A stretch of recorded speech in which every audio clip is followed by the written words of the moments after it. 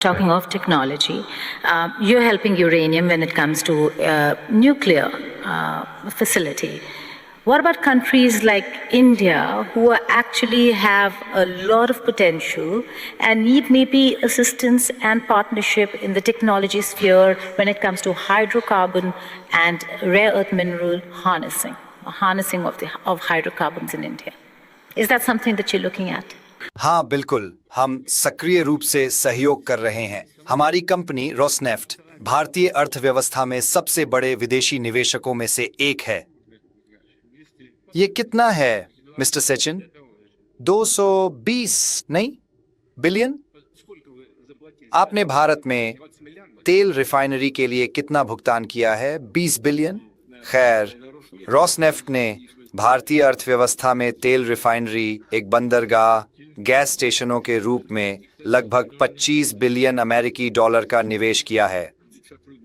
और हम निश्चित रूप से अपने भारतीय दोस्तों के साथ मिलकर काम कर रहे हैं।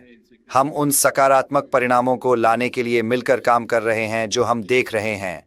तो हम अन्य चीज़ों के साथ साथ तकनीक भी साझा कर रहे हैं और भारतीय लोग, और हमने अपने सहयोग के कई दशकों में देखा है जो 1947 से शुरू हुआ था जब राजनयिक संबंध स्थापित हुए थे। हमारे बीच हर मायने में बहुत अच्छे, विश्वास पर आधारित, भाईचारे वाले संबंध रहे हैं। हम जानते हैं कि भारतीय लोग कितने प्रतिभाशाली हैं, कितने शिक्षित हैं। भारतीयों के पास बेहतरीन क्षमताएं हैं जिन्होंने दुनिया भर में प्रसिद्धि हासिल की है, खासकर कोडिंग में और अन्य क्षेत्रों में। विशेष रूप से जिसका आपने उल्लेख किया, हाँ, स्वाभाविक रूप से अभी प्रधानमंत्री मोदी को कुछ प्रतिबंध लगाने पड़े हैं।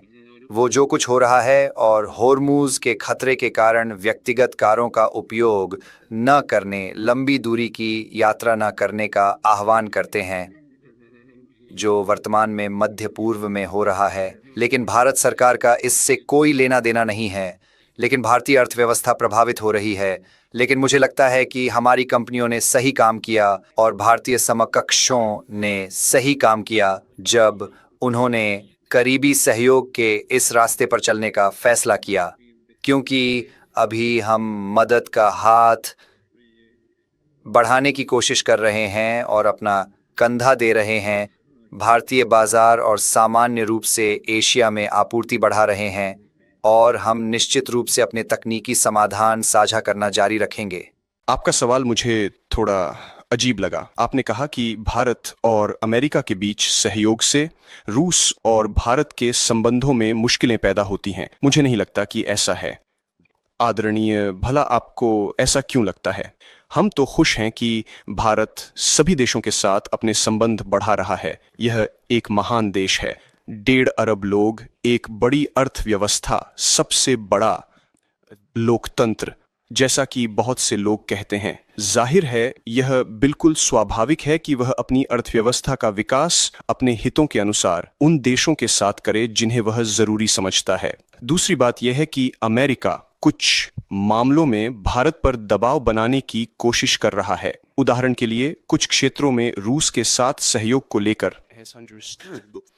लेकिन हर कोई समझ गया है कि नरेंद्र मोदी पर दबाव बनाना, जो दुनिया की सबसे बड़ी आबादी का नेतृत्व करते हैं, अंतर्राष्ट्रीय संबंधों और द्विपक्षीय संबंधों के लिए नुकसानदेह है, चाहे यह दबाव कहीं से भी आए।